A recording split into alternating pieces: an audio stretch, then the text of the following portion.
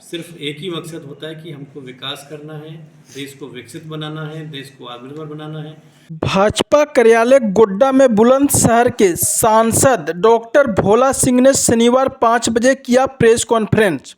Doctor Bhola Singh Bulandshahr के सांसद एवं भाजपा अनुसूचित जाति मोर्चा के राष्ट्रीय महामंत्री सह झारखंड प्रदेश प्रभारी डॉक्टर भोला सिंह जी का एक दिवसीय गोड्डा प्रवास हुआ। इसी दौरान प्रेस कॉन्फ्रेंस के दौरान कहा कि अनुसूचित जाति का आरक्षण कांग्रेस समाप्त करना चाहती है। सिर्फ एक ही मकसद होता है कि हमको विकास करना है, देश को विकसित बनाना है, देश को आत्मनिर्भर बनाना है। अभी जो पंचप्राण हमारी सरकार के आए हैं, जिसमें हमारी गोगो दीदी जैसी योजना महिलाओं को सम्मानित करने का, उनको 500 रुपये में गैस का सिलेंडर देने का, अपने जो ग्रेजुएट और पोस्ट ग्रेजुएट युवा हैं उनको शिक्षा, अच्छी शिक्षा देने के लिए उनको सहयोग राशि देने का, इस तरीके से गरीबों को प्रधानमंत्री आवास देने का, घर घर तक पानी पहुंचाने का, बिजली पहुंचाने का, जो एक मूलभूत सुविधा एक नागरिक के लिए होनी चाहिए। और जिस तरीके से पूरे देश के गरीबों को आवास, शौचालय, बिजली, पानी, आयुष्मान भारत कार्ड योजना हर घर तक पहुंची है, लेकिन झारखंड सरकार में 5 साल में उसका लाभ नहीं मिल पाया। लेकिन आने वाले 5 सालों में झारखंड सरकार जो अपनी बनेगी, वो सरकार झारखंड के हर नागरिक को उसकी मूलभूत सुविधा उपलब्ध करा के झारखंड के विकास को आगे बढ़ाते हुए झारखंड को विकसित बनाएगी और झारखंड में रोजगार के नए अवसर खोलेगी। हेमंत सोरेन की सर बढ़ा दी गई, इसके साथ साथ वृद्धा पेंशन, किसान की लोन माफ़ी, बिजली माफ़ी जैसी अलग अलग, इससे भाजपा कैसे मीन्स इसको क्रॉस करती है और उसके बाद वो परिवर्तन की ओर? देखिए, जनता समझ चुकी है। पिछले 5 साल रघुवर दास जी की सरकार में, डबल इंजन की सरकार भाजपा की में उन्होंने विकास देखा है और फिर आगे ये 5 साल एकदम झारखंड को बर्बाद होते हुए देखा है। लेकिन जनता अब समझ चुकी है, इनकी झूठ की रेवड़ियों के चक्कर में आने वाली नहीं है। ये अब जब चुनाव आ रहे हैं तो सारी घोषणाएं कर रहे हैं, सारे लाभ दे रहे हैं, सारा लोगों को प्रलोभन दे रहे हैं, लेकिन पिछले 5 सालों में इन्होंने क्या किया? पिछले 5 सालों में उन्होंने कोई योजना शुरू नहीं की। जो गरीबों की योजना मोदी जी सरकार की थी, उन पर भी इन्होंने रोक लगाया। लोगों की छात्रवृत्ति बंद कर दी, गरीब और दलित छात्रों की। जो साइकिल युवाओं को पढ़ने के लिए मिलती थी, वो साइकिल बंद कर दी इन्होंने। वो मंत्रियों की गाड़ी खरीदने में उसको वो लगा लिया। तो ये जो मानसिकता है इनकी, सिर्फ अपनी जेब भरना, लूटपाट करना, जो लंबे समय से कांग्रेस का शासन चलता रहा है, कांग्रेस की सरकारों में घोटाले पे घोटाले होते रहे। अभी इतने लंबे समय में कोई भी जो सरकार ने व्यवस्था बनाई थी कि ऑनलाइन बोली के द्वारा, नीलामी के द्वारा खन्नों का बंटवारा होगा, इस सरकार ने बिल्कुल नहीं किया। तो भ्रष्टाचार में लिप्त सरकार है, पारदर्शिता कहीं भी नहीं है। जनता समझ चुकी है, इनके बहकाने में नहीं आने वाली है। ये कितनी भी फ्री के सपने देख लें, लेकिन जनता को विकास चाहिए, अच्छी शिक्षा चाहिए, रोजगार चाहिए और खुद के प्रदेश को विकसित बनाने में आगे झारखंड बढ़े, इस संकल्प को लेकर जनता भारतीय जनता पार्टी गठबंधन के साथ में खड़ी है और उनकी सरकार बनाने में अपना आशीर्वाद दे रही है। सम्मानित हमारे पदाधिकारी और सभी पत्रकार बंधुओं को मेरा नमस्कार। मेरा गोड्डा का प्रवास आज पूरे दिन का है। अभी हम 2-4 जगह होके आए हैं कार्यक्रम, कुछ समाज के प्रबुद्ध जनों से, कुछ बस्ती में और कुछ अन्य लोगों से भी मुलाकात की है। निरंतर प्रवास मेरा है लगातार। और जिस तरीके से हम जानते हैं कि आचार संहिता लग चुकी है, चुनाव की घोषणा हो गई है।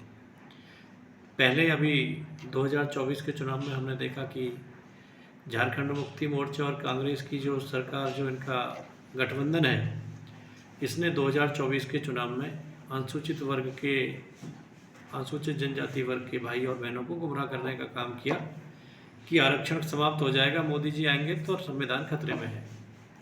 लेकिन ये जो दोहरा चेहरा कांग्रेस का, राहुल गांधी जी ने अभी जब सांसद बने तो संसद में संविधान लेकर कसम खाई कि हम संविधान की रक्षा करेंगे।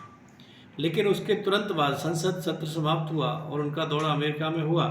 अमेरिका में जाके वो बोले कि अगर हम भारत में सत्ता में आते हैं तो वहाँ पर आरक्षण की व्यवस्था को ख़त्म कर देंगे। ये खाली राहुल गांधी का दोहरा चेहरा नहीं है। जब राजीव गांधी जी प्रधानमंत्री थे, उन्होंने अनुसूचित वर्ग को और जो लोग आरक्षण की श्रेणी में आते हैं, SC, ST, OBC, उन सबको बुद्धू शब्द कह के उनका अपमान किया।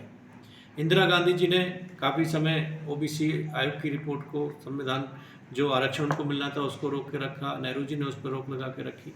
कांग्रेस की मानसिकता है कि जो इस देश के गरीब हैं, पिछड़े हैं, दलित हैं, अति दलित हैं, आदिवासी हैं, जिनके लिए अम्बेडकर जी ने संविधान लिखा और चिंता की कि देश के हर व्यक्ति को सामाजिक, आर्थिक, राजनीतिक लाभ मिलना चाहिए, उसकी हमेशा अवहेलना कांग्रेस और कांग्रेस के सहयोगी दलों ने की है। लगातार 63 साल शासन करने के बाद कांग्रेस और उसके सहयोगी दल सिर्फ गरीबी हटाने का नारा देते रहे, लेकिन गरीबी उनसे नहीं हटी। संविधान की अगर सच में किसी ने पालन किया, डॉक्टर अंबेडकर जी के सपनों को साकार करने का काम किया, तो देश के यशस्वी प्रधानमंत्री आदरणीय मोदी जी के नेतृत्व में 2014 में देश में प्रधानमंत्री बनने के बाद देश के गरीबों को आवास, शौचालय, बिजली, पानी, आयुष्मान भारत कार्ड और देश के इंफ्रास्ट्रक्चर को मजबूत करने का काम किया। इसके साथ साथ जो हमारे अनुसूचित समाज के महापुरुष हैं, जैसे आदरणीय डॉक्टर भीमराव अम्बेडकर जी, जिन अम्बेडकर जी को कांग्रेस ने 2-2 बार चुनाव हरवाकर लोकसभा जाने से रोका, जिनको अपमानित किया, उनकी मृत्यु के बाद भी उनकी डेड बॉडी को दिल्ली से मुंबई अंतिम संस्कार के लिए भेजा, उन्हीं अम्बेडकर जी के सम्मान में मोदी जी ने प्रधानमंत्री बनने के बाद उनके जीवन से जुड़े 5 स्थानों को पंचतीर्थ के रूप में विकसित करके वो बाबा अम्बेडकर जी का तो सम्मान किया ही क्या, देश के सभी SC और ST, आदिवासी, OBC वर्ग का सम्मान करने का काम किया। देश की जो कल्याणकारी योजना सरकार की है, चाहे वो आवास योजना है, चाहे बिजली वाली योजना है, चाहे उज्ज्वला योजना है, चाहे आयुष्मान भारत कार्ड योजना है, हर योजना का लाभ जो मिला है लाभार्थियों को, उसमें 70 से 80% हमारे SC और ST भाई बहन हैं। तो निरंतर जो गुमराह करने का काम कांग्रेस करती है, जो गरीबी हटाने का नारा देती है, जब मोदी जी गरीबों के विकास के लिए योजना चलाते तो इनको प्रॉब्लम होती है। लगातार 5 साल से झारखंड मुक्ति मोर्चे की सरकार झारखंड में है। जितनी केंद्र की योजनाएं थी, जितने मोदी जी योजना लेके आ रहे थे, उनको इन्होंने पूर्ण विराम लगा के यहाँ पे रखा है। आज राहुल गांधी जी रांची में आके कह रहे हैं कि हम संविधान के लिए लड़ाई लड़ेंगे। मैं आपके माध्यम से राहुल गांधी जी से पूछना चाहता हूँ कि राहुल गांधी जी अपने देश में कुछ बोलते हैं और अमेरिका में जाके उनकी विचारधारा कुछ और होती है, तो क्या वो अमेरिका में गलत बोले थे, यहाँ गलत बोल रहे हैं? इसका जवाब दें। दूसरा, अभी झारखंड मुक्ति मोर्चा की सरकार ने चौकीदार के लिए वैकेंसी निकाली और उस चौकीदार की वैकेंसी में भी अनुसूचित जाति का जो रिजर्वेशन था उसको हटाकर उन्होंने बाहर कर दिया। रोटेशन के अकॉर्डिंग पहली बार रांची में मेयर की सीट SC वर्ग के लिए रिजर्व हुई थी, लेकिन उस रिजर्व सीट को इन्होंने ख़त्म कर दिया क्योंकि इनकी मानसिकता दलित विरोधी है, आदिवासी विरोधी है, OBC विरोधी है, महिला विरोधी है। तो मैं जो माहौल देख रहा हूँ अभी झारखंड में लगातार कि 5 साल में जिस तरीके से भ्रष्टाचार और लूटपाट की झारखंड मुक्ति मोर्चा और कांग्रेस के गठबंधन की सरकार ने झारखंड को लूटने का काम किया, मोदी जी की योजनाओं पर पूर्ण विराम लगाने का काम किया। झारखंड की जनता त्रस्त है। आज भी हम एक बस्ती में गए थे, वहाँ पे कई ऐसी समाज की बहनें आई कि जो लगातार 25, 30, 50 साल से उस मकान में रह रही हैं, जहाँ की विधायक खुद मंत्री हैं, वो उनको नोटिस दे के वहाँ से उनकी बस्तियों को खाली करवाने का काम झारखंड मुक्ति मोर्चा और कांग्रेस के लोग कर रहे हैं। किसी के मुंह में से आवाज़ नहीं निकलती है। तो मैं इनसे जानना चाहता हूँ आपके माध्यम से कि राहुल गांधी जी, झारखंड मुक्ति मोर्चा के लोग ये दलितों, महिलाओं और गरीबों पर अत्याचार कब तक करते रहेंगे? कब तक सरकार की योजनाओं को रोक कर रखेंगे? जिस तरीके का मैं माहौल देख रहा हूँ, जो मोदी जी का संकल्प है विकसित भारत का, और उस विकसित भारत के संकल्प को पूरा करने के लिए गरीब, किसान, नौजवान, महिलाओं को योजनाओं के साथ साथ सम्मानित करने का काम मोदी जी की सरकार कर रही है। निश्चित ही झारखंड में परिवर्तन की लहर है। आने वाली 23 नवंबर को जब रिजल्ट आएंगे तो झारखंड में भारतीय जनता पार्टी गठबंधन की सरकार बनेगी। भारतीय जनता पार्टी गठबंधन की सरकार, डबल इंजन की सरकार, देश के साथ साथ झारखंड को भी विकसित बनाने में